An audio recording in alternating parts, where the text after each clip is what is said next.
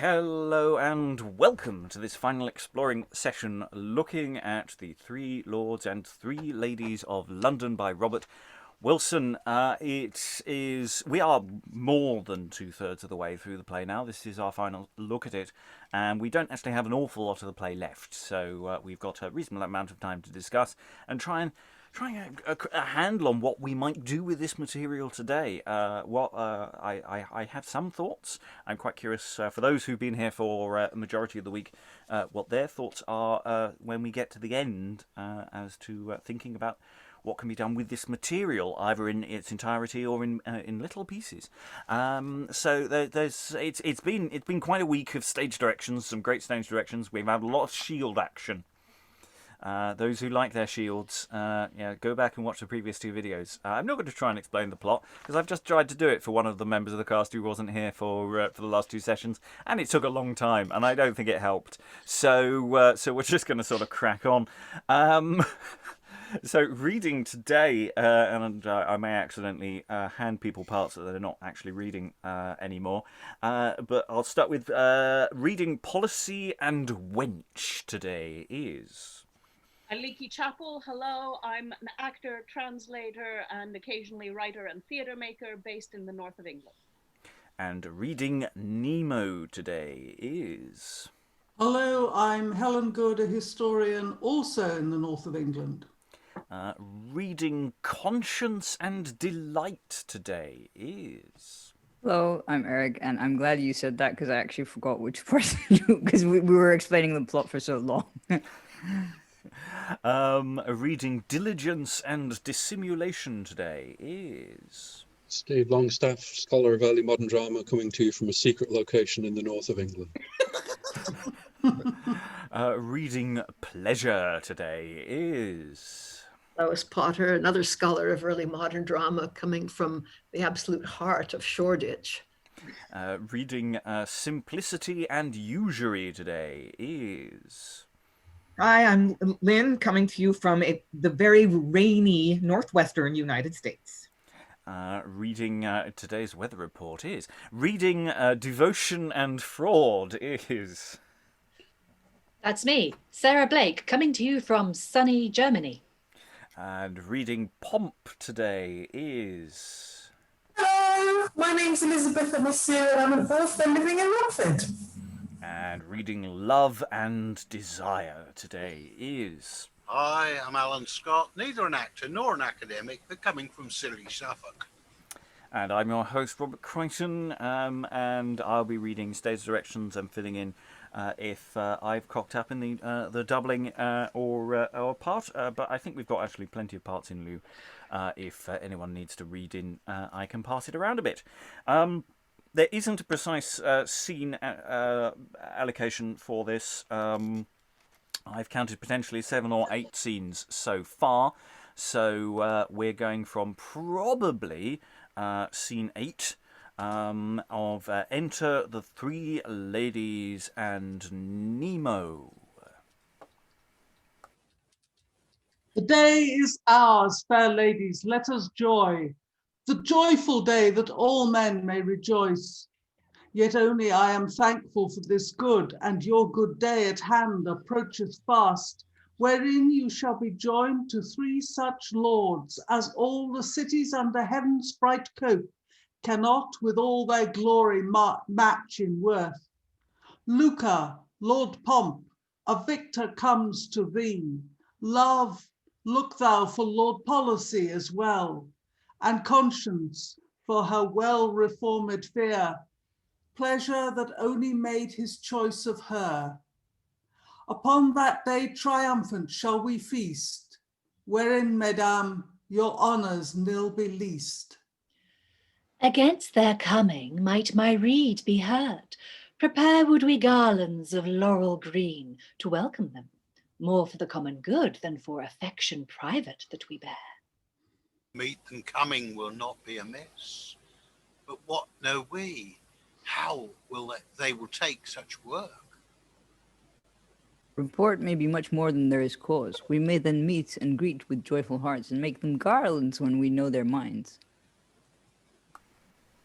enter the three lords with the Spanish shields that they took earlier and Diligence. And here they come, with new impressive shields. My lords, well met, and welcome from your foes. Lord Pomp, well met and welcome home again. Lord Policy, well met and welcome home again. Lord Pleasure, welcome with unfeigned heart. Fair Joy and Lady, 20,000 thanks. Fair love and lady, twice as many thanks. Fair and beloved Lucre, though I speak last, as kindly I thy welcome do accept, as heart can think, pen write, or tongue can tell. Now speak, my lords, how have ye sped? Right well, thanks unto him that gave the day to us. The pride of Spain was cloaked with majesty, and shame his page, nicknamed modesty. Spanish ambition, honor would be called, and treachery his page, termed action. Their tyranny was cleped government. Terror, his page, was falsely named regard. But God above hath given them their reward. They with dishonor left their shields behind, the only prizes purchased by us now, and those, fair ladies, we present to you. Love, this is thine, and he that gives it thee. In lieu whereof, your gift and her I give again to you, that merit more than both. The greatest gift and good could me befall. Fair Lucre, lo, my present and myself. Which I, with Nemo's license, gladly take. Take her, Lord Pomp. I give her unto thee, wishing your good may 10 times doubled be. The richest good this world could give to me. Duty I, my dear, must give thee this, that art my comfort and my earthly bliss.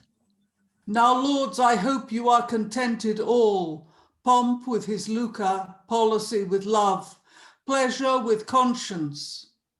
Joy fall you from above, and thus to you my promise is performed, and I expect that yours as well be kept, that present preparation may be made to honor those with holy marriage rites, that I in presence of the world may give these as my daughters unto you, my sons. By my consent, one day shall serve us all, which shall be kept forever festival. And on that day, in honor of these dames, these shields in triumph shall be borne about. With pageants, plays, and what delights may be, to entertain the time and company. So it please you, lordings. Methinks it were meet that the ladies took care to provide their own toys. Myself need to help them, who knows their minds well, for I can keep women both quiet and constant. It pleaseth us well that you will take the pains, fair ones. For a while ye betake you to your business. Ladies, adieu. Beloved, farewell. Farewell indeed. The lords bring them to the door and they go out. It's not quite the end of the scene, but I'm going to pause there because, fun fact, though the ladies of London will return to the stage, they have no more dialogue. Oh, well, what do you expect? They're married. There is a little bit of that. You know, in a sense, it's nice, you know, we've won, huzzah, here are the stuff we stole from the Spanish. You know, let's all get married, la la la la la. Play ends there might be a really good note to put in. Yeah, thoughts from the room on that. Remember, we've just had that big set piece, bit of battling, get the shield action. So, yeah, thoughts on the room. Lois first. Yeah, I mean, Nemo has said before, I think, that Nemo can make women constant, and he's saying it again, and that's obviously a double meaning. Nobody can make women constant, but he can also make them quiet. I was wondering whether this is meant to help the doubling. I mean, if they came back in veils, anybody could be playing the parts, and then they could be playing something else. Yes, that's, I think, very much what's going on. Other thoughts on the room? Helen. Yeah, this is fairly standard. You win a battle and win the fair lady. It's the hero's reward. Absolutely. Yes, I think the point about the doubling is probably very accurate. The ladies have been veiled for a reasonable percentage of the time, and we may be gaining some additional groups of threes coming on later on, so it might be necessary. I don't know yet. But yes, that's sort of conventional. We've won, and you've therefore won the hearts of the ladies, as it were. Other thoughts in the room on that? Lynn? I actually, Guy, don't know what to make of this, but I find the marriage pairings really interesting. The ladies don't seem to go with the corresponding lords, more like there's more of a balancing or a counterpoising rather than a matching. So love doesn't go with pleasure, love goes with policy. So policy tempered by love, and conscience, pleasure tempered by conscience, although Pomp and Lucre seem to kind of go together. So that's the pairings are really interesting, but I don't really know what to make of that. And I'm interested to see if those marriages actually happen in the end. Okay, well, we're not that far from the ending. Let's see what happens. There may be some complications to go in between. Any additional thoughts before we move forward? Aliki? We could not resist explaining an allegory yet again. I mean, that's the, I think, fourth time in the last 5 pages that it's been explained. Because, let's be honest, it's not necessarily always very clear. Okay, the scene hasn't ended, so the ladies have left. The lords have brought them to the door and they go out. But then fraud and dissimulation enter disguised. And fraud gives policy a paper which he reads, long pause, and then says, "It seems by this writing, sir, you would serve me. Is your name Skill? Whom did you serve last?" "An ill master, my lord. I serve none but myself." "Have you never served any heretofore?" "Yes, diverse, my lord, both beyond sea and here. With your patience, my good lord, not offending the same, I think I am your poor kinsman. Your lordship policy, and I skill, if it like ye." "You say very well, and it is very like. I will answer ye anon." And dissimulation gives pleasure a paper which he reads and says, "Is your name Fair Semblance that wish to serve me?" Please, your lordship, fair semblance. I'm well seen, though I say it, in sundry languages, meet for your lordship, or any noble service to teach diverse tongues and other rare things. I like ye very well. Stay a while for your answer." Enter Usury, and gives a paper to Pomp, which he reads and saith, "Master Usury, I thank ye that ye offer me your service. It seems to me to be for your old mistress' sake, Lady Lucre. Stay but a while. I will answer you with reason." The 3 lords go together and whisper and call Diligence. Diligence goes out for a marking iron and returns. "How now, my hearts? Think ye we shall speed?" "Diligence, come hither." I cannot tell what you shall, but I am sure I shall. I'm as like as any of ye both. Fraud. Whist man, he's Skill. Skill, why dost thou seek to serve Lady Love? What profit will that be? "Oh, hold thee content. I'll serve but a while, and serve my own turn, and away." "Master Usury, come hither. You desire to serve me. You have done Lady Lucre good service, you say, but it was against God and conscience you did it. Neither ever in your life did ye anything for love. Well, to be short, serve me you shall not, and I would I could banish you from London forever, or keep you close prisoner. But that is not in me. But what is, or may be, that straight you shall see. By policy's counsel this shall be done. Diligence bring that iron. Help me, my lords.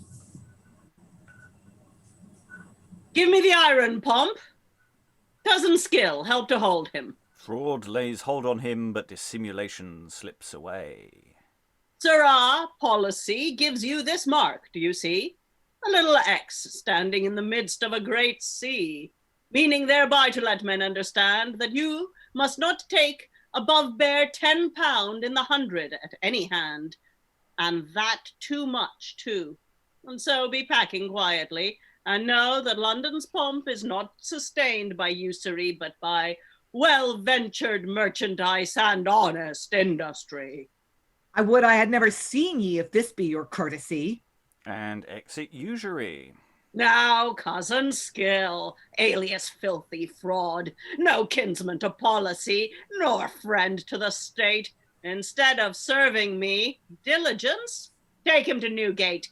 Ask me not why, sir, but Diligence, if he do strive, raise the street. He's unweaponed, and thou hast a weapon on.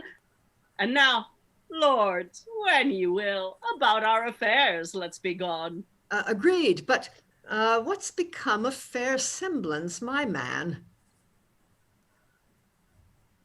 A crafty villain, perceiving how we meant to usury, slipped away. Enter simplicity in haste, and give the lords a paper to read. All hail, all rain, all frost, and all snow. Be to you 3 lords of London in a row. Read my supplantation, and my suit ye shall know, even for God's sake above, and 3 ladies' sake below. Master Diligence, do me a favour. You know I am a gentleman. Step aside till my lords be gone. I'll do for you what I can. And slips aside.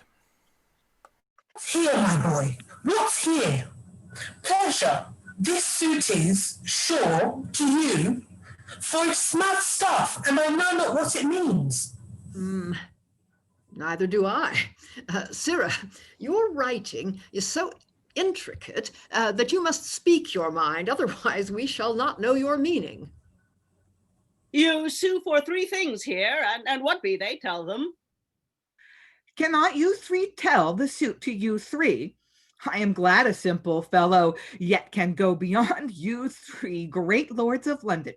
Why, my suit, look ye, is such a suit that you are bound in honor to hear, for it is for the puppet-like wealth. I would have no new orders nor no new sciences set up in the city, whereof I am a poor freeman, and, please ye, as ye may read in my bill there, simplicity freeman. But, my lords, I would have 3 old trades which are not for the Commonwealth put down. And after all this circumstance, sir, what be they? They be not 3 what lack ye's, as what do ye lack? Fine locrum, fine canvas, or fine holland cloth, or what lack ye? Fine ballads, fine sonnets, or what lack ye? A purse, or a glass, or a pair of fine knives, but they be 3 have ye any's, which methinks are neither sciences nor occupations, and if they be trades, they are very malapert trades, and more than reason. As how, sir? Name them. Will you banish them as readily as I can name them? The first is, have ye any old iron, old mail, or old harness? And what fault find ye with this? What fault? I promise ye a great fault. And what have you, or any man else, to do to ask me if I have any old iron? What if I have? Or what if I have not? Why should you be so saucy to ask?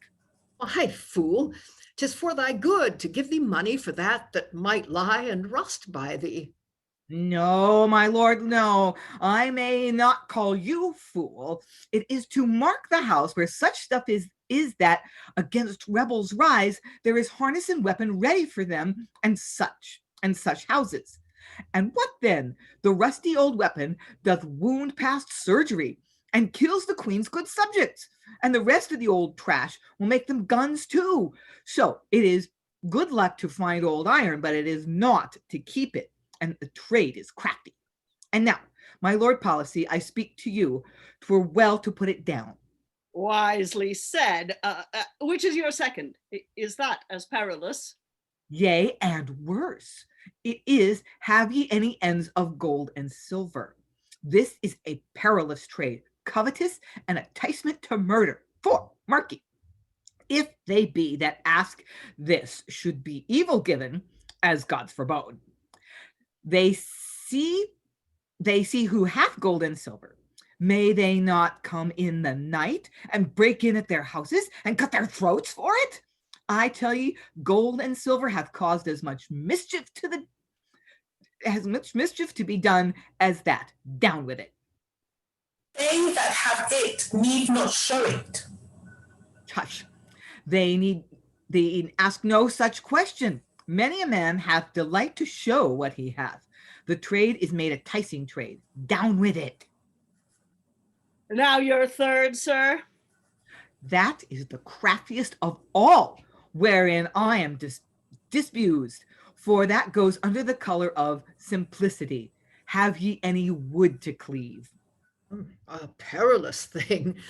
What hurt is there in this, sir? Oh, do you not perceive the subtlety? Why, sir, the woodmongers hire these poor men to go up and down with their beetles and wedges on their backs, crying, have you any wood to cleave? And laugh to see them travel so loaden with wood and iron. Now, sir, if the poor men go to 2 or 3 days and are not set to work, as sometimes they do, the woodmongers pay them and gain by it, for then know they there's no wood in the city, but raise the price of billets so high that the poor can buy none. Now, sir, if these fellows were barred from asking whether there were any wood to cleave or not, the woodmongers need not know but there were wood, so the billets and faggots would be sold at one rate. Down with this trade, and we shall sit a cold else, my lords. Oh, I promise you a wise suit, and done with great discretion. Yea, is it not? Might ye not do well to make me of your counsel? I believe I could spy more faults in a week than you could mend in a month. Well, for these 3 faults, the time serves not now to redress. No, marry, for you 3 must be married suddenly, and your feast must be dressed. Against which feast repair you to Diligence, and he shall appoint you furniture and money, and a place in the show. Till then, farewell. Farewell, my lords, farewell, my 3 lords, and remember that I have set each ye to a fault to mend. Well, I'll go seek Master Diligence that he may give me 40 pence against the feast, Sir Reverence. And Simplicity exits. Diligence and Fraud step out. What is it, Master Fraud, you would demand of me? Sir, this you know, though yourself be a man of good reckoning, yet are ye known an officer unto these 3 lords, and what discredit it were to me, being a noted man, to pass through the streets with you, being an officer, or if any of my friends should suspect me with you and dog us, and see me committed to Newgate, I were utterly discredited. Here is a purse, sir, and in it 200 angels. Look, sir, you shall tell them. Here are so indeed. What mean ye by this? I would not take these to let ye escape. Delivered Fraud the purse again. I mean not so, sir. Nor I will not give half of them to be suffered to escape, for I have done none offence, though it pleases them to imprison me, and it is but on the commandment. I shall not stay long, but I will give you this purse and gold in pawn to be true prisoner. Only give me leave to go some other way, and home to my lodging for my boots and other necessaries. But there I'll leave word I am ridden out of town, and with all the haste that possibly I may, I will meet you at Newgate and give you an angel for your courtesy. There is the purse. And Fraud gives him a purse like the other. I hazard, as you know, my lord's displeasure therein, and yet to pleasure you I will venture this once. I pray ye make haste that I be not shent. I would not for 10 angels it were known. If I tarry above an hour, take that gold for your tarrying. And exit fraud.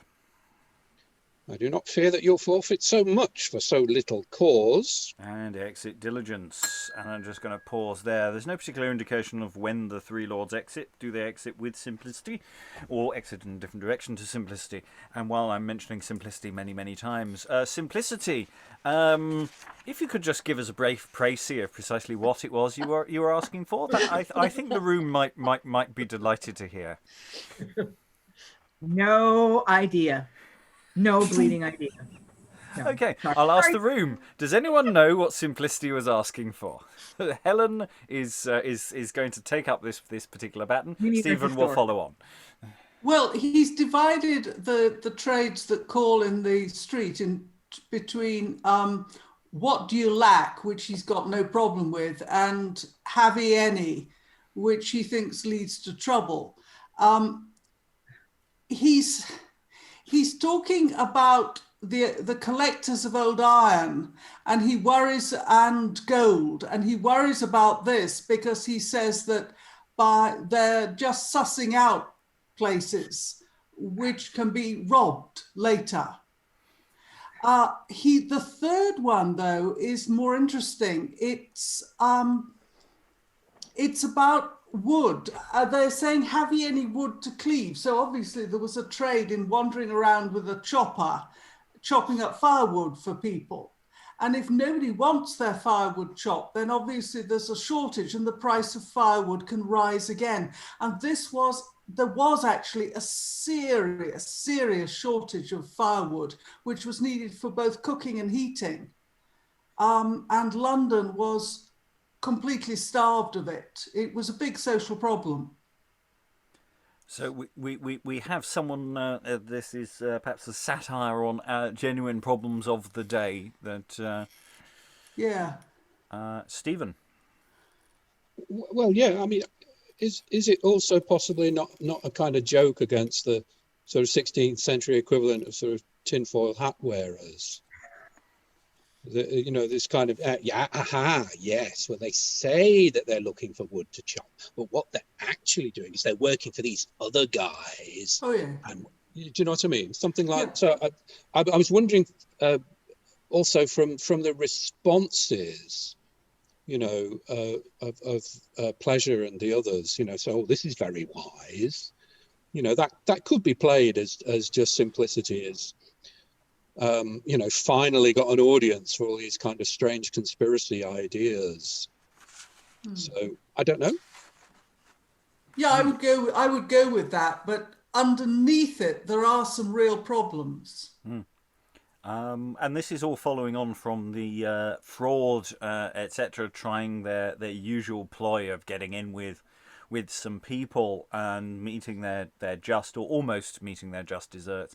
It's interesting. Does Usury come in as himself? Because the others come in and pretend to be somebody else, and it seems like Usury comes in and goes, "Oh, it's all right. They won't remember me. It'll be fine," and immediately gets his comeuppance. And then the others are seen through fairly quickly, or already seen through anyway. And it's the difference between what Usury was trying to do and what the other three were trying to do. And I just quite like the way that Dissimulation just goes quietly in the background and just sort of nips off, and all those things are going on there. Lois? I think usury was allowed. I mean, it was legal, but I think it was limited. So that's what's being shown there. Alan? In fact, in the about 2 or 3 sequences back, we can't call them scenes, where the 3 vices were having a chat, Usury did determine that he would continue to trade under his known identity rather than doing a name change. Yeah. So it's a part of continuation, and we see how successful that is in regard to the three lords there, and they get or get movements in the general direction of their comeuppance, depending on how clever they are. Helen? Actually, Lois obviously is right in that usury had been made legal in England, but it was restricted to 10 in the 100. So what they're doing is they're saying usurers tend to try and push the limits. Here, this tells you what the legal rate, maximum rate is. A little X standing in the midst of a great sea, which is almost too subtle. A gag. 10 in 100. Yeah. Any additional thoughts about this little sequencette here? We can assume that the three lords have exited with simplicity. It seems that the Diligence and Fraud little coda to that scene is, or in fact possibly, a separate scene in its own right. I don't think so. I think of it as the tag end of the scene. They seem to have exited before then. Additional thoughts, Lois? Yeah, I mean, simplicity explaining all these fiendish plots that he's discovered. It's very like something in Ben Jonson. I mean, in fact, I think several things in Ben Jonson. There's the Overdue looking for enormities in Bartholomew Fair, and there's also Sir Politic Woodby explaining all the ways in which somebody could betray the state of Venice. I don't know if, it's the sort of thing he might have got from plays like this. Okay. Let's move forward to the next scene because we suddenly get some additional lords, and I will expect good accent work here. I don't. It's fine. So enter Nemo again with Desire, Delight, and Devotion, who are the three lords of Lincoln. My lords of Lincoln? Have you such title and interest to love, Lucre, and conscience as you say? Who gave you leave to have access to them? I am their father by adoption. I never knew of love twixt them and you.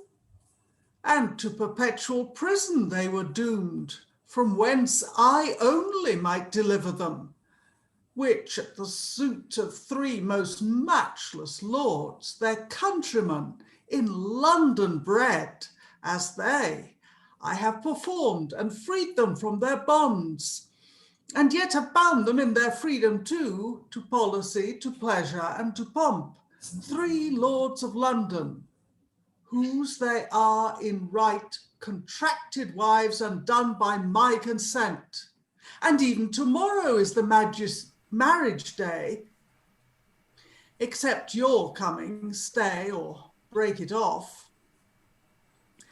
I will go call their lords to answer you.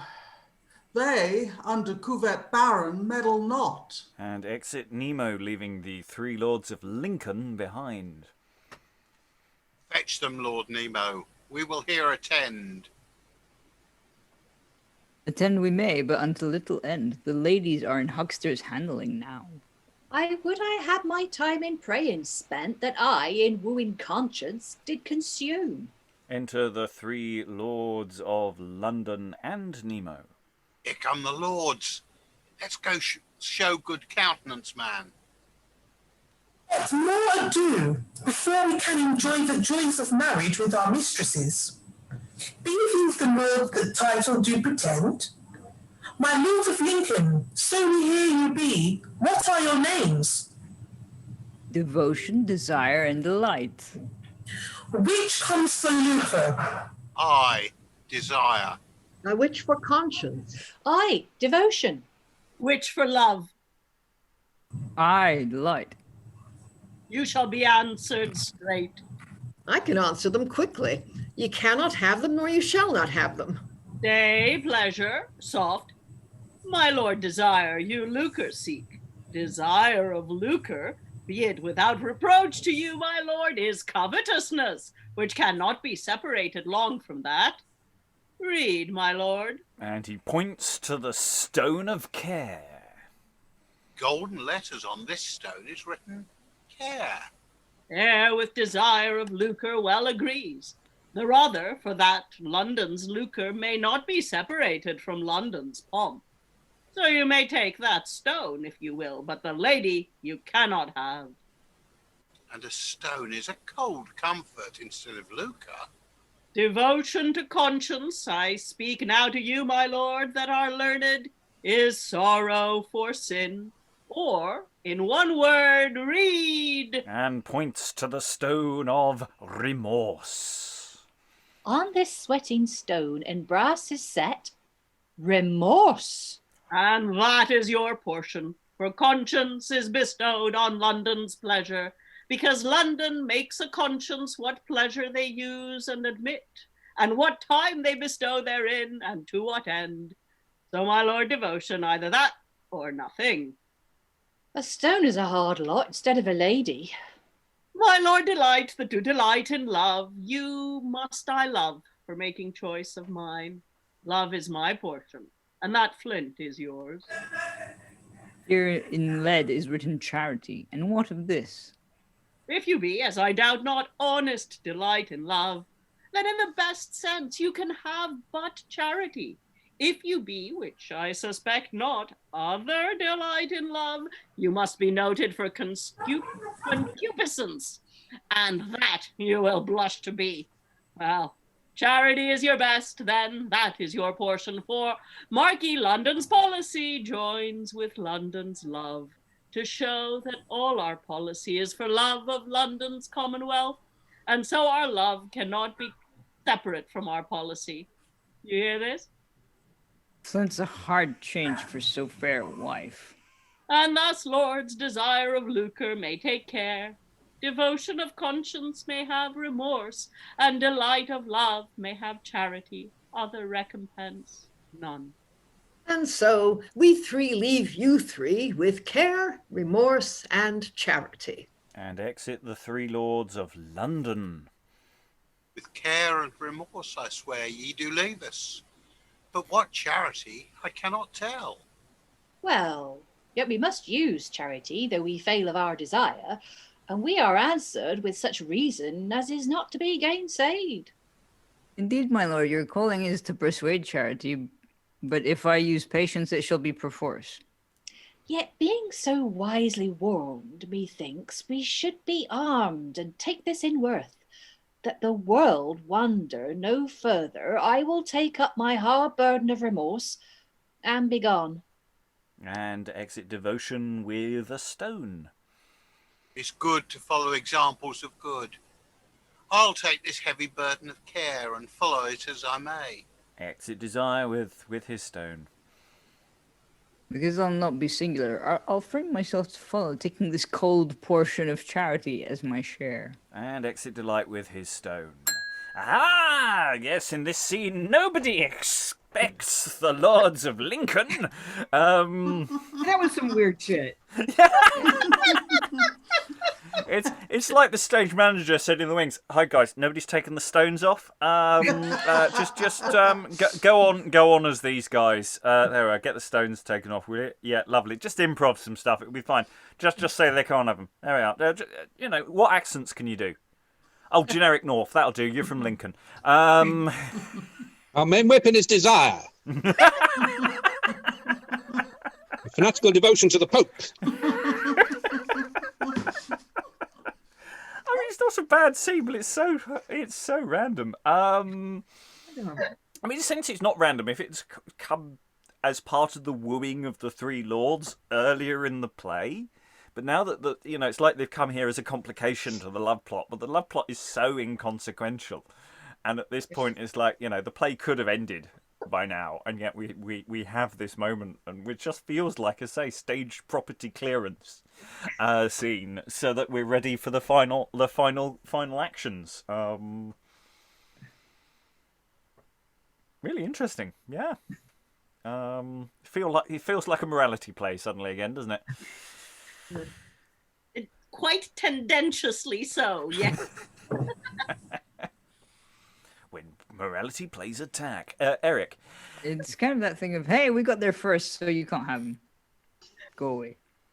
And here, have something for your journey. Yes. A rock. Have a rock.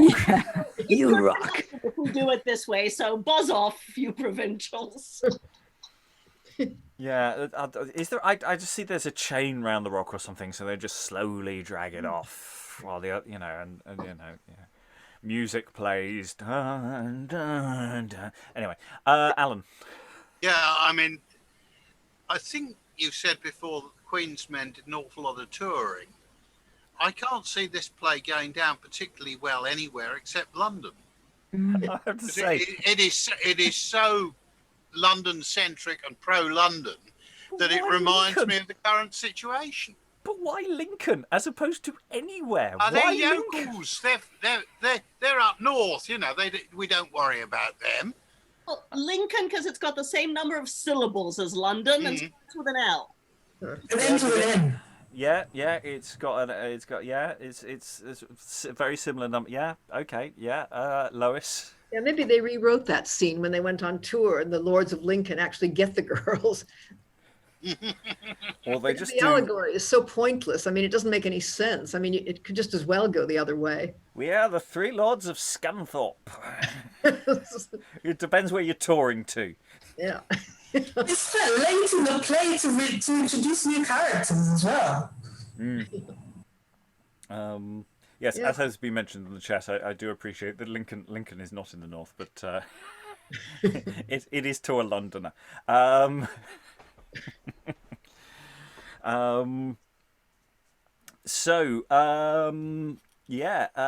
Any additional thoughts on this scene before we move on to the next relatively short scene?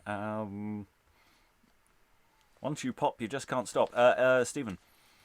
The only function I can see it having is to sort of reiterate the, if it is a morality, it's a sort of public-facing morality, isn't it?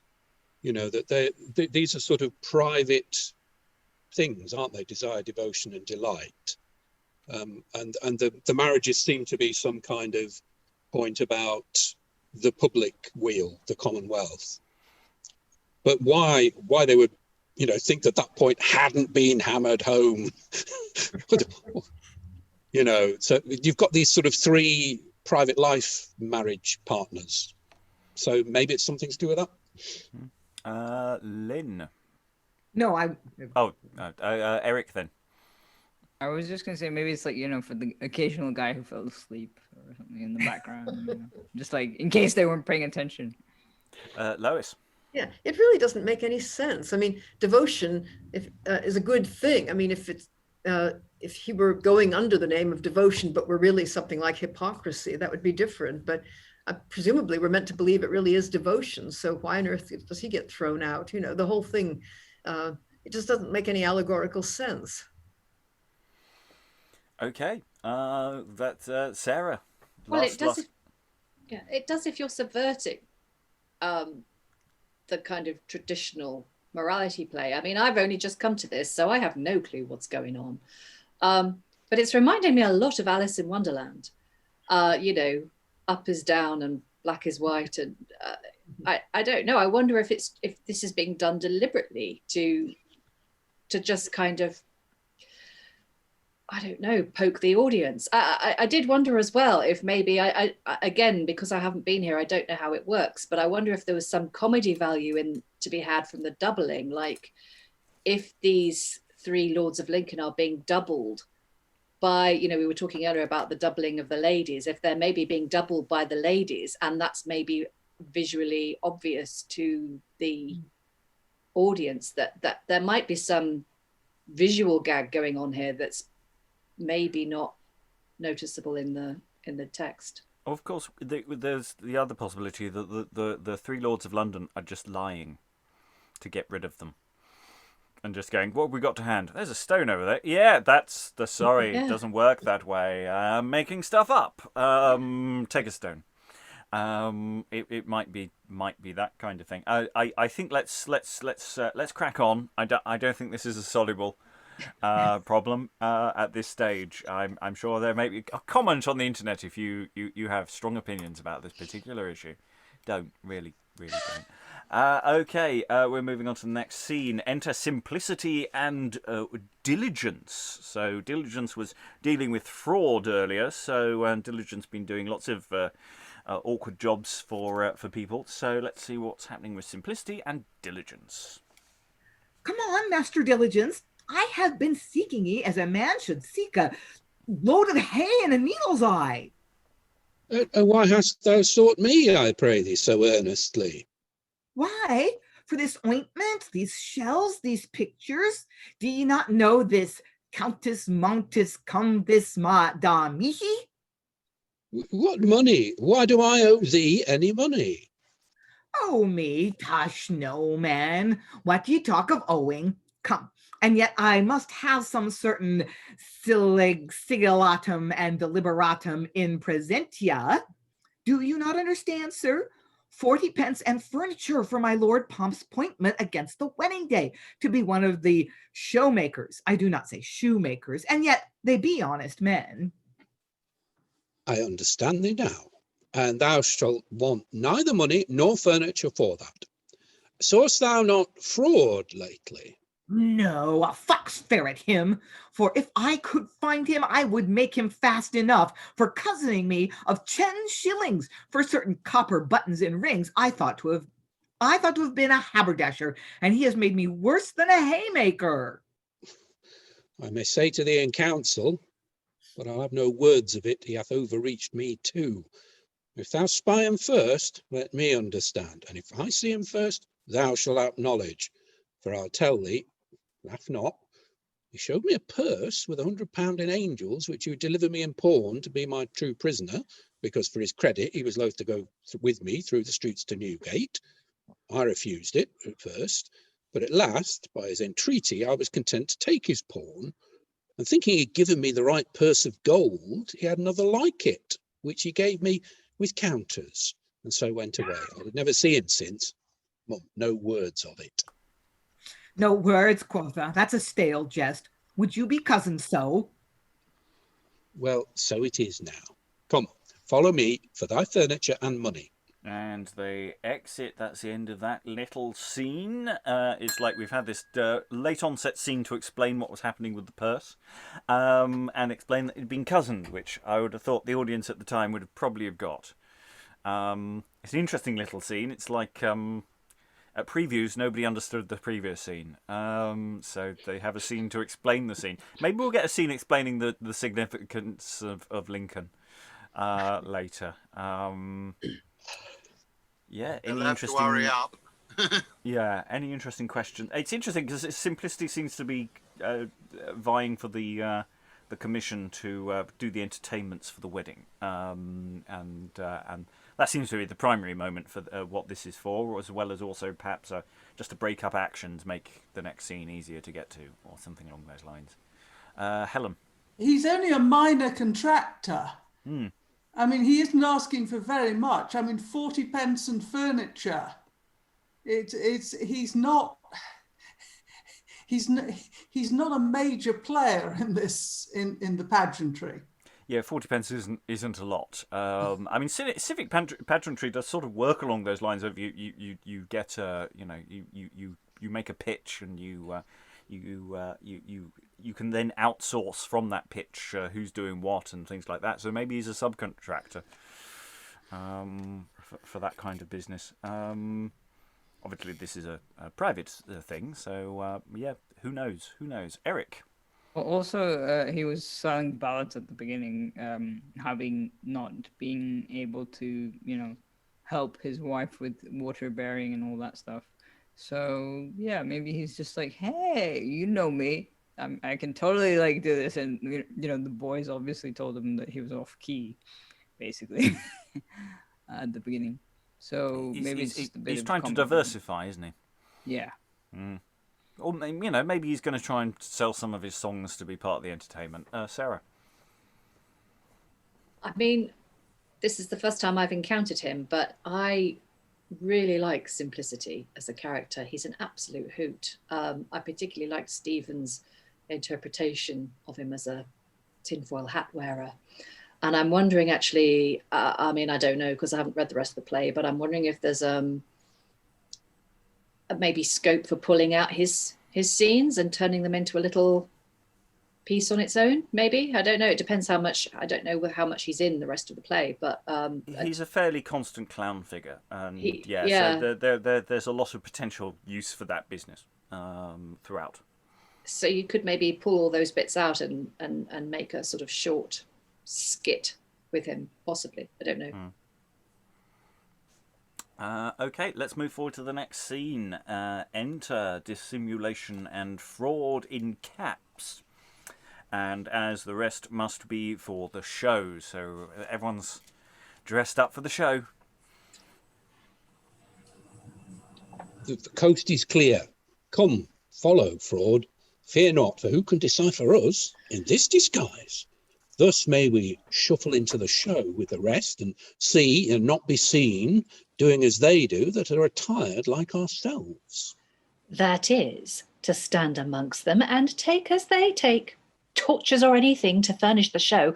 Now, if we can pass but this day unseen, let tomorrow shift for itself as it may.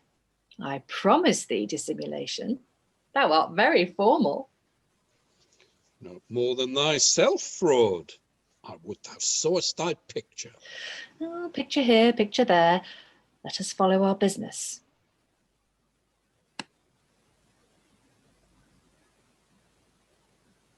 And they go out. Enter a wench singing. Strew the fair flowers and herbs that be green, to grace the gayest wedding that ever was seen. If London list to look, the streets were ne'er so clean, except it was when best it might in welcome of our queen. 3 lovely lords of London shall 3 London ladies wed. Strew sweetest flowers upon the stones, perfume the bridal bed. Strew the fair flowers and herbs that be green, to grace the gayest wedding that ever was seen. Yes, apologies for my absence there. Wonderful singing from the Wench. So we've had this sort of build-up of, there's a show coming, fraud and dissimulation popping in, so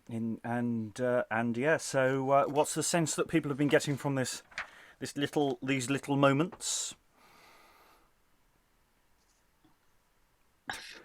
I mean, I guess they're making a civic celebration within the play, and you're supposed to recognize civic celebrations that you know in it. That's all I can say.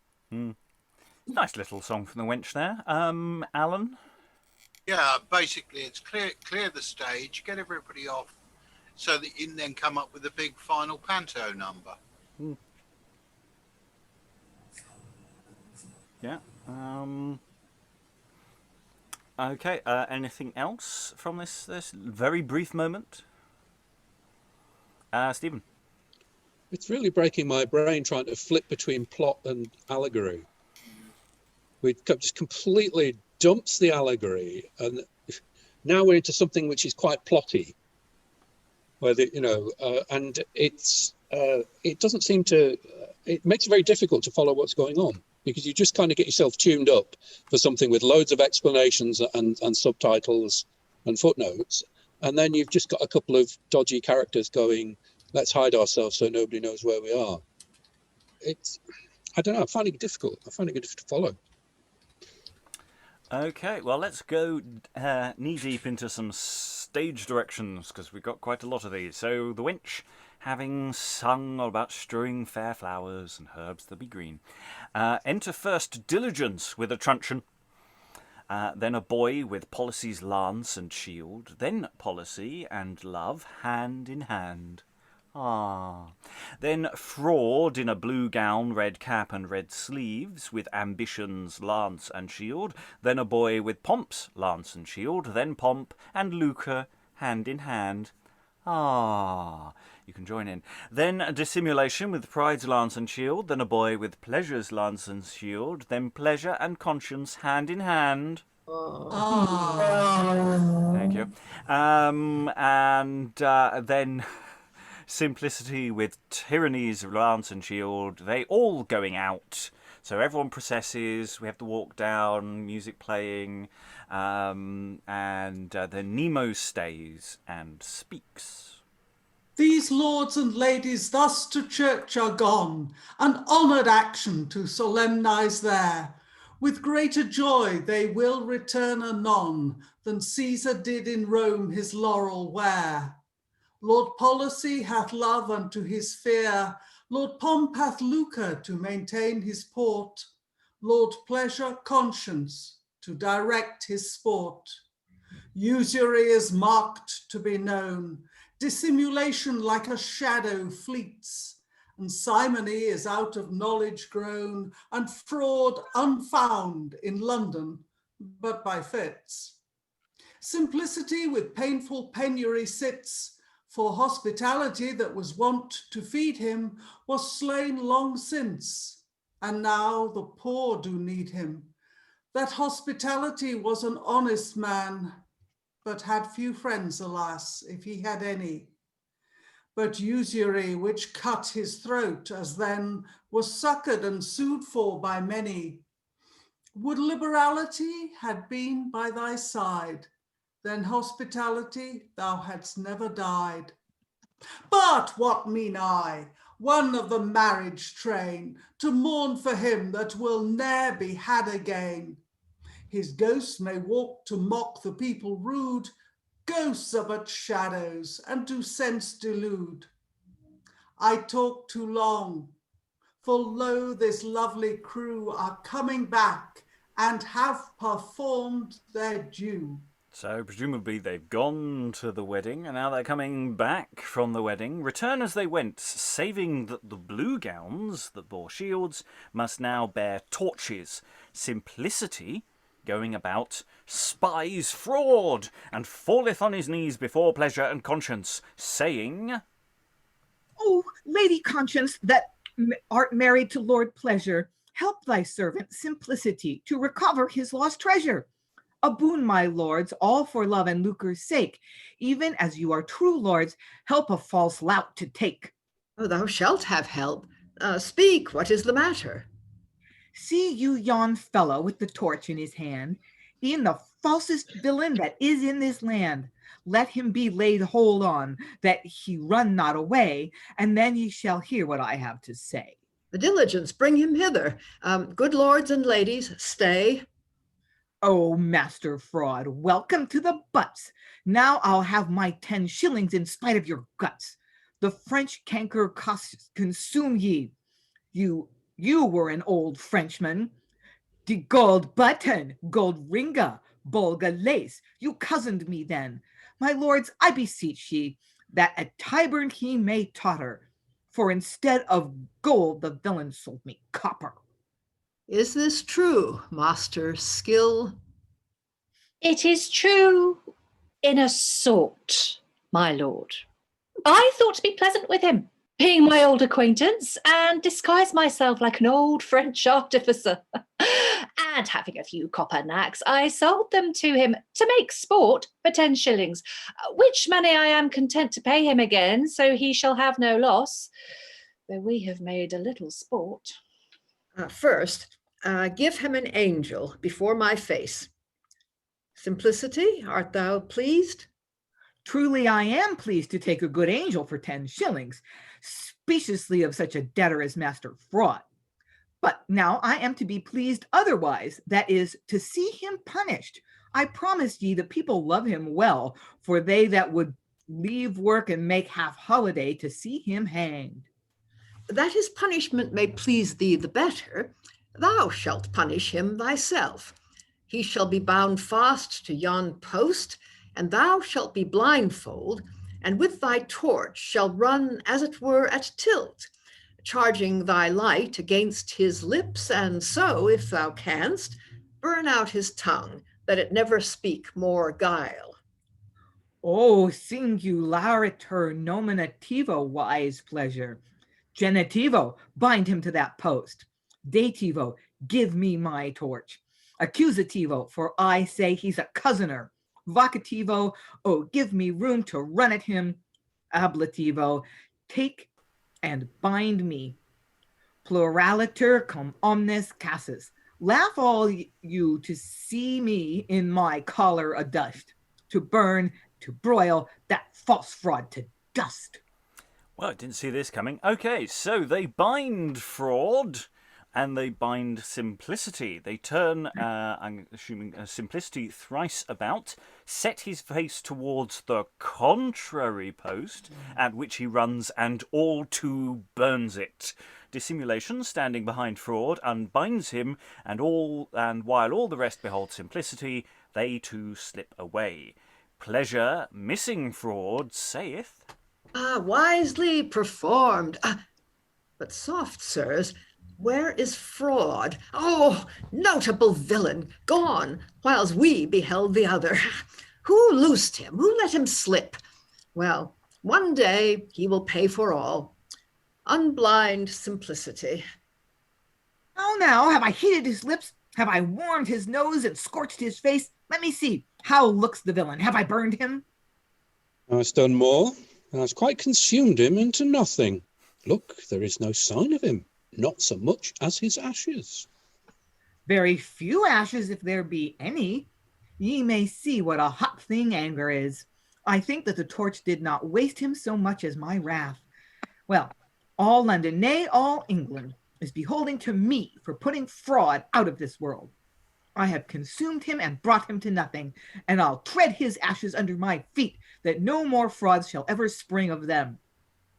But let me see, I shall have much anger, for the tanners will miss him in their leather, the tailors in their cutting out of garments, the shoemaker in closing, the tapsters in filling pots, and the very oystermen to mingle their oysters at Billingsgate. Yet it is no matter. The world is well rid of such a crafty knave. Well, now thou art satisfied.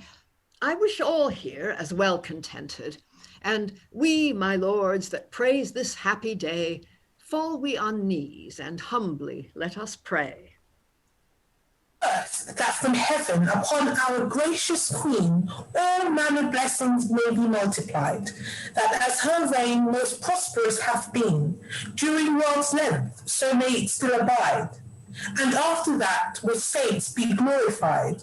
Lord, grant her health, heart's ease, joy and mirth, and heaven at last, after long life on earth. For counsel wise and noble of this land, bless and preserve, O Lord, with thy right hand. On all the rest that in this land do dwell, chiefly in London, Lord, pour down thy grace, who living in thy fear and dying well, in heaven with angels they may have a place. And it's all over. Wow. Simplicity's wild rage of fire. That's quite an interesting little set piece at the end. Again, taking with the panto thing of that we've sort of gone here, that we almost have the walk down scene at the end. Everybody's got into their wedding togs, everyone walks down, music plays, everyone has a little dance and goes home. But it's also the villain gets his comeuppance, and you ask the children in the audience, what do we do with him? Burn his face off! Comes the reply. From the 4 and 5-year-olds. God, they're always a bloodthirsty lot. And then it turns into a little trick, so it's not so bad. Because, of course, fraud gets away. You can't completely get rid of all the bad people. They're always going to be lingering somewhere in the background. Thoughts on this closing scene, or just the play itself? We're very much into the rounding up of the session now. Eric first. Well, you'd kind of expect that fraud would just hang out with the powerful people, and like all the vices and stuff would hang out with like the powerful people, because that's where it should be. But then if this is the Queen's men, they're kind of like not wanting to cause that much trouble in the higher-ups. Well, it's the thing, the higher-ups make a token effort to get rid of fraud, but they don't really achieve anything, do they? They quietly let him get away, but, look, we did flamey thing, yeah, got rid of fraud, yeah. Look, the people haven't even noticed, because he was blindfolded the whole time. He thinks fraud is gone, ha-ha. Yeah. Yes, it's like an inquiry, kind of like by a government inquiry. Well, it's still having more of a panto / game show vibe to it. We've had the blind date references all the way through. It doesn't seem to have a centre, does it? It does seem to keep leaping in different directions and different themes. Lynn. Well, we don't have anything in the U.S. that's the equivalent of panto. mean, what I know about Panto is from Monty Python's sketch about Pantomime Horse. But it's just so weird how this, you know, I mean, public punishment and corporal punishment and mutilation was, you know, standard.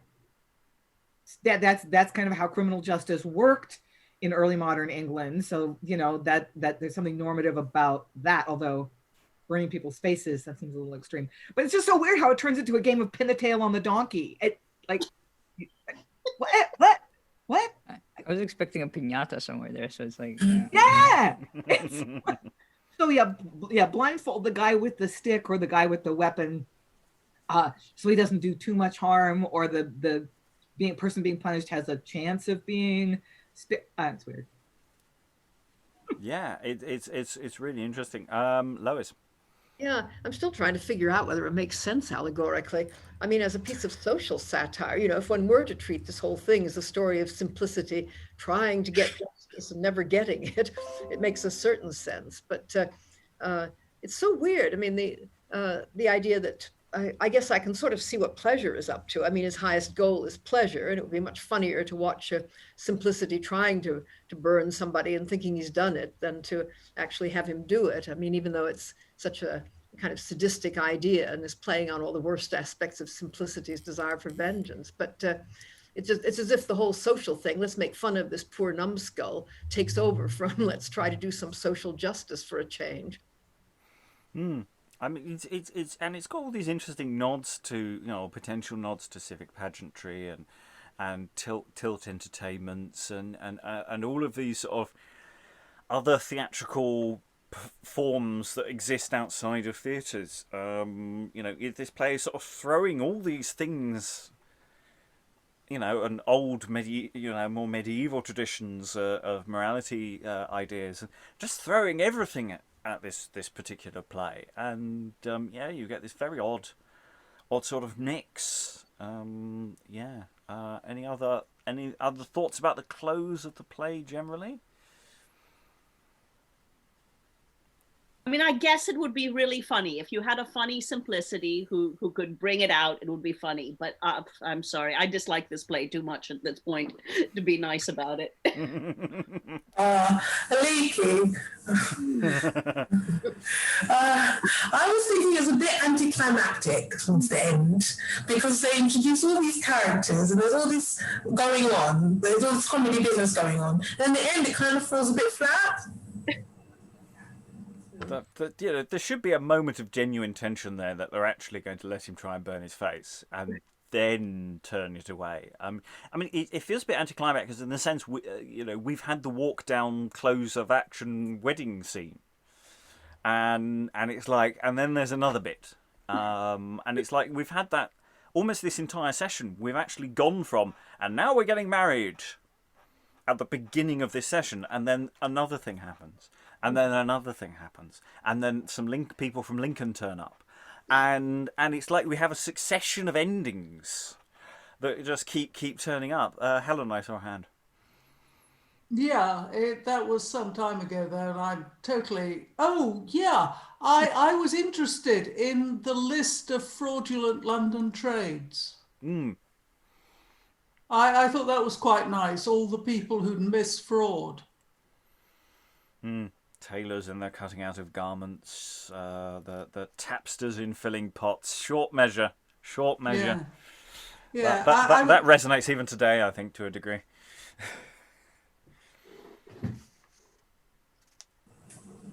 Lois.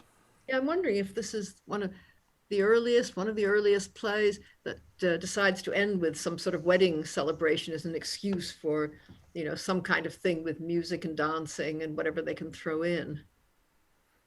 That's a good question. I'm not sure how many weddings we've had, actually, full stop, let alone at the end of a play. That's a good question, actually. That's eminently solvable, I think. I don't have any off the top of my head. I can't think of any earlier ones, but there might be. Yeah, well, we'll keep an eye out on that once we go back over stuff we've done before, and of course the ones we haven't done that are earlier than this. Not that there are a desperately large number, but yeah, there are still some left. Okay, we're going to go. It's relatively early to go into final thoughts, but I see no point in hanging around. Let's. So yeah, this is. I think it's fair to open this with what does one do with a play like this? This and the previous play are genuinely tricky. I mean, we've come across some tricky plays to do before, but nothing like this, because I've always been able to find some sort of a route through to say, right, I could create a show out of this with pretty much every play we've done. And apart from, I can definitely see bits of this being used. So the bit about Tarleton is already scheduled, allotted to go in our future Tarleton show. From the section from Monday, so that bit is safe. That's a good bit of business. There's a lot of good clowning material in this. But the thing is, there's about 6 plays in this, and so you could probably remove a lot of the. The really objectionable stuff in this is nowhere near as much as in the first play. We did have a bit of xenophobia, but that was actually very self-contained. Apart from, shall we say, objecting to people invading. I think you get a bit of a get-out-of-jail-free card when insulting someone who is planning on trying to take over your country. I think that, we can let that one pass a bit, but the rest of it in there is actually very small as compared with others. That's easily trimmed out. But yeah, I just genuinely don't see a route through this. So genuinely, thoughts in the room about what can be done with this material. Or for that matter, between the 2 plays or just this play. I don't imagine we're going to have a very positive response, but have a go, people. Try, he said, with this desperate rearguard action of pushing people up hills. I'll start with Aliki because her hand is there, and I think I'm going to regret going to Aliki first, but never mind, let's see.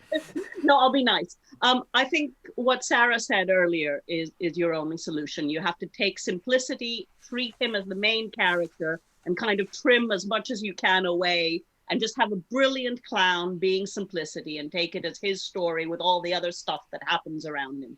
That would work for me. I saw Sarah putting her hand up there, so I'll go to Sarah next for her final thoughts.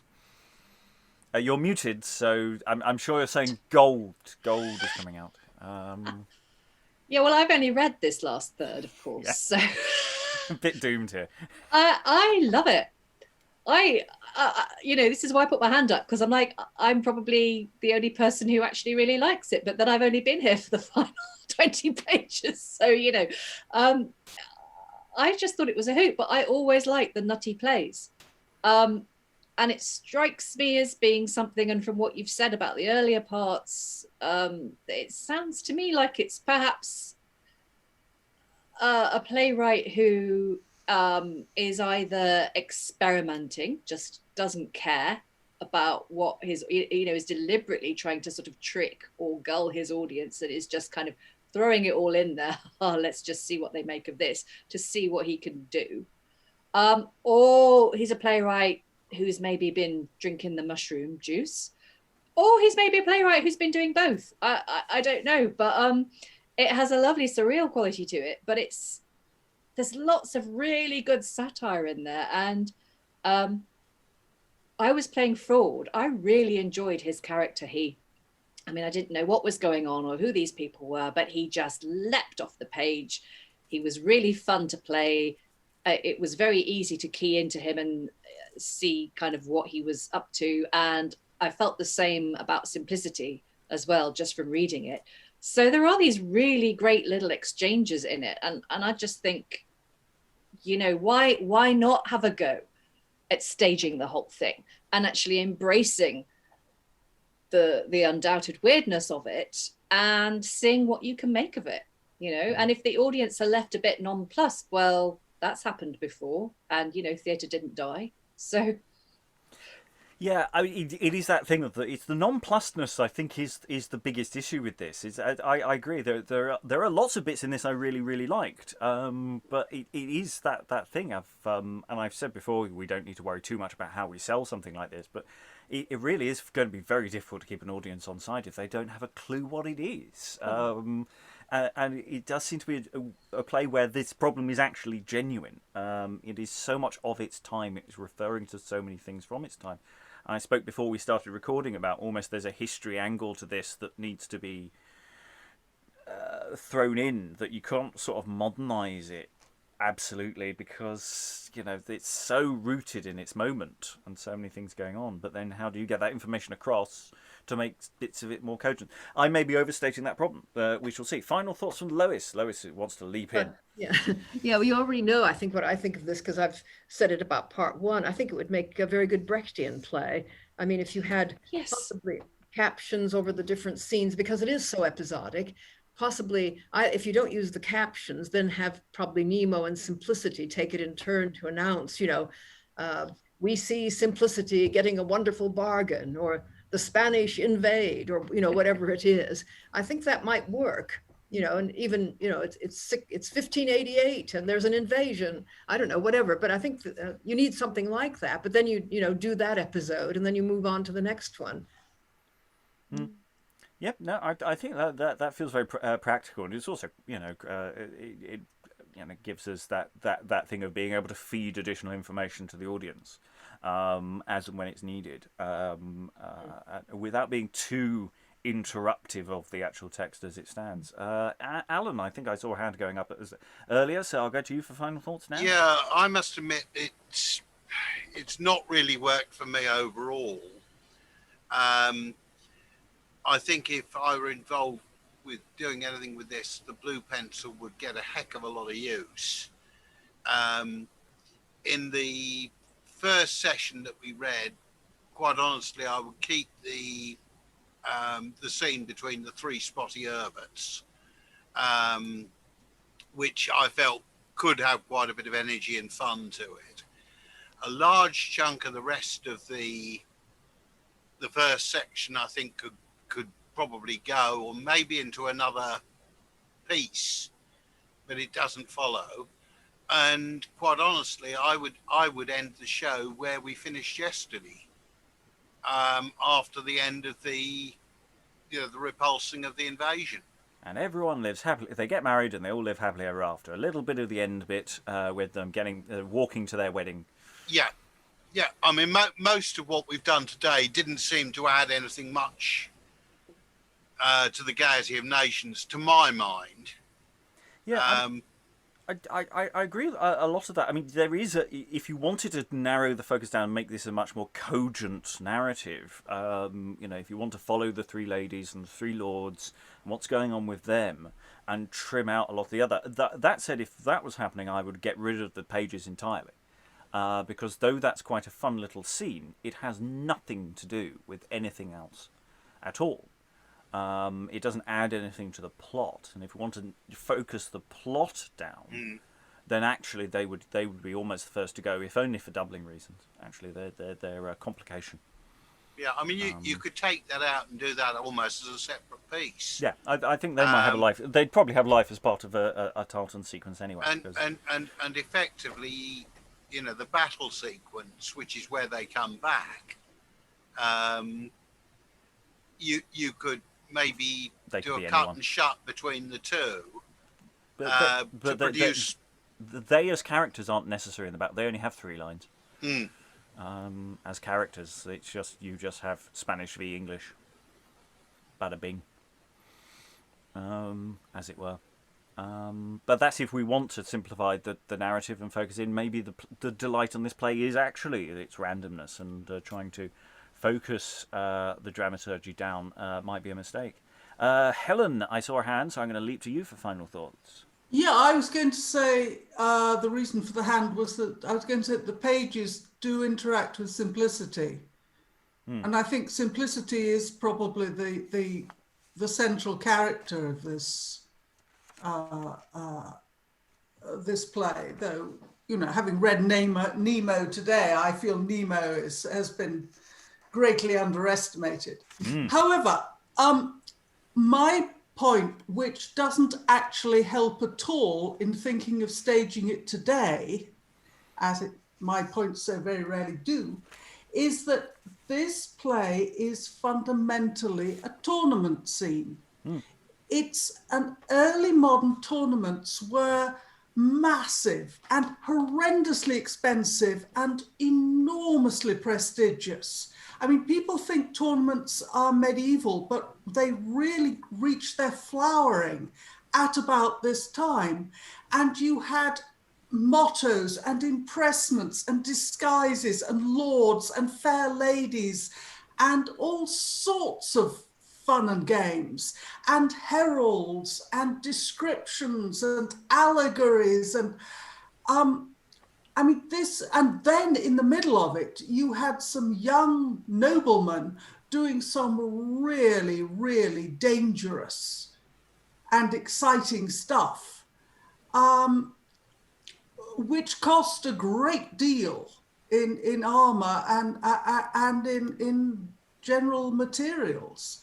So that's how I see this play in its entirety, which is about as much use as the proverbial fish and bicycle. I don't know. I think to a degree, if you're going to go big, pitching it as connected to a tournament kind of setup actually might be quite fun. It makes sense of this as being in part of the same company that produces something like Climon and Climades, where the same sort of things are being actively spoofed.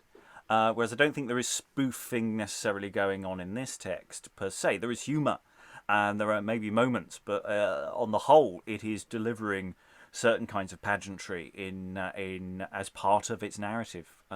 So yeah, no, I don't think that's necessarily a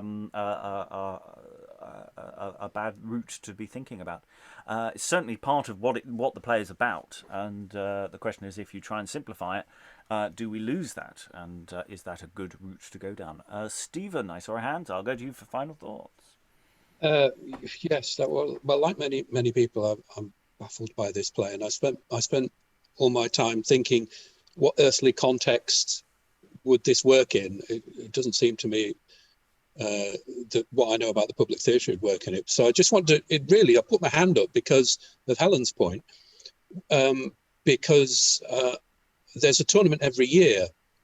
There's a regular tournament, which is the Queen's accession day, I think, which is around it's like today or yesterday or something like that. It's in November, and so yesterday. Okay, so if you are a theatre company and you are the Queen's men and you're associated with the court, then I think Helen's idea that maybe, okay, guys, are we going to do something for the tournament this year? That might make an awful lot of sense. Because outside that, it just does not fit with my understanding of any of the other plays that we've been doing and the context they would work in. Elizabeth, you've been here for the first section and this section, so obviously you've missed the Spanish invasion. Final thoughts from you about the play. Yeah, I thought that in terms of dramatic action, the most sort of action-filled scenes I saw were the lady sitting on the stones. But I felt that all the action was jam-packed in the middle, the bit I didn't see yesterday. So the first third was really good for setting up pomp, policy and pleasure, and it really set them up very well. I didn't think there was a breakaway lead. I know that Helen and Sarah say that the lead that they thought was simplicity. But I didn't see any breakaway lead for the show. I think for the narrative, I think that I missed yesterday and that might have changed my mind a bit. But I love the mirroring between pomp, policy and pleasure and love, Lucre and the other one. I thought that was really cool. And I agree with Helen about the underestimation of Nemo, because I think Nemo is my favourite character in the narrative. Yeah, I think you're right. He's very much an ensemble piece. I mean, Simplicity got some really big speeches today and has definitely been about a lot, but it's not been that big a character in terms of dominating the landscape so much.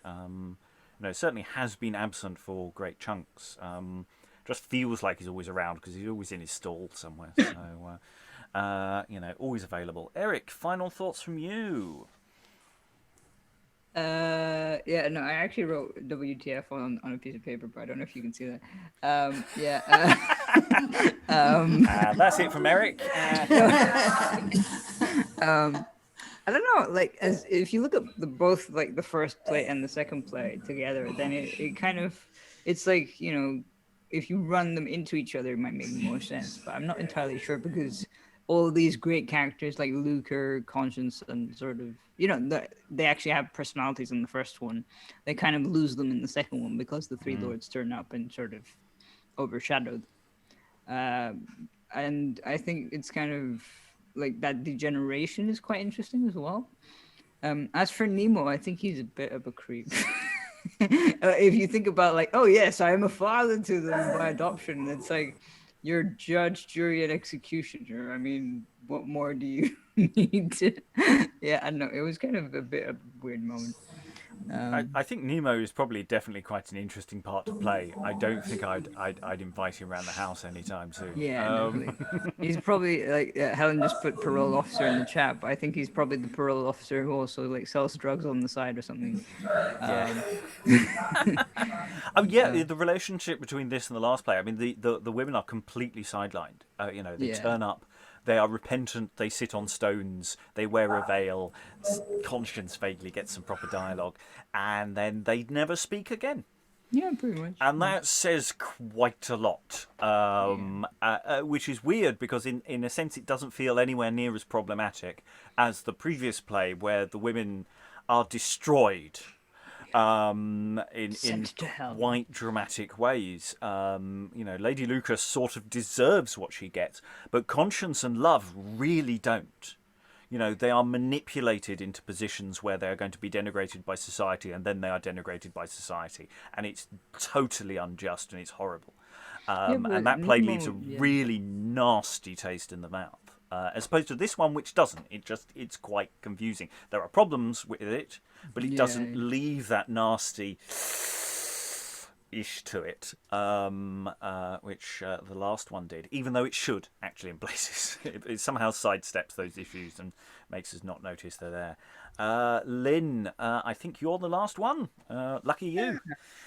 Yeah, that's it. It is true what you were just saying about the three ladies of London being very uncomfortable, to put it mildly, there at the end. But it seems to function as an allegory more successfully. You can kind of buy it as an allegory throughout, whereas Three Lords and Three Ladies, it kind of starts as allegory, kind of, but then it kind of seems to slip into a parody of an allegory, maybe. I mean, like, how do we read this? How do we interpret this? I mean, I realize that in the 16th century, people weren't as obsessed about genre as I am. I'm like super interested in genre as a reading tool. But still, like, how do you find a way into this play, and how do you signal to the audience how to read it? Is it allegory? Is it actually parody? What's going on? There are bits in it that are quite fun, and Simplicity is a fun character. And I think if you had a funny person like Simplicity, those bits could be successful. But like as a whole, this play just has a lot of weird stuff going on and a lot of challenges for interpretive work. Yeah, it does feel like they pushed the allegory too far, and it's now just starting to burst at the seams. It's sort of, you know, it's gone from being a bag filled with water to a paper bag filled with water, and it's you know, it's the holes are getting bigger, and it's sort of replacing some of those elements with other elements, perhaps. It's going in the chat about the author generally being a bit xenophobic. Yes, Robert Wilson has history here. He's got some opinions, and sometimes it looks like he might be trying to address certain issues towards nationality and things, and trying to bring up issues rather than, and then sometimes he just goes, no, this is possibly coming from a bad place. And so it's really tricky. We've only got one more Robert Wilson putative text to go, and yeah, looking forward to that. Lois. Yeah, I don't know. I was just thinking more about it. It's interesting that Nemo's last speech refers back to the murder of hospitality by usury, in the first play. Remember that moment well. God, Yeah, such a random murder. And he also says that simplicity might have been looked after by hospitality if he were still alive, but as it is, he's got nothing. I mean, the play does have a sort of, I suppose, supposed main plot of all these lords and ladies getting married, and then it's got a subplot of poor Simplicity, who just goes from bad to worse. Everything he tries to do, there's some cheater who destroys him. I mean, there is a kind of shape to the thing. I wonder if one could play Nemo with inverted commas around him, the moralizer who's totally suspect, and then that would suggest that this whole allegorical thing is rubbish, and that it's just somebody trying to impose it on action. Nemo, during his last speech, slowly disappears until only his smile remains. Yes, and there I get to leave it. Much more productive closing discussion here than I had hoped or feared before we started this session. It's a genuinely interesting play. I think it's one that is, if you want to understand or get a sense of the kind of things that are happening in English theatre in the 1580s, this is a very important text, and it says an awful lot. How much of it we can use today, as part of our primary thrust, which is to try and make these plays performed, is a much larger question that we will defer probably to another day, and see what happens then. So on that note, all that remains is to thank all the wonderful readers that have been with us for the week and also just for today, and say goodbye. Bye. Bye.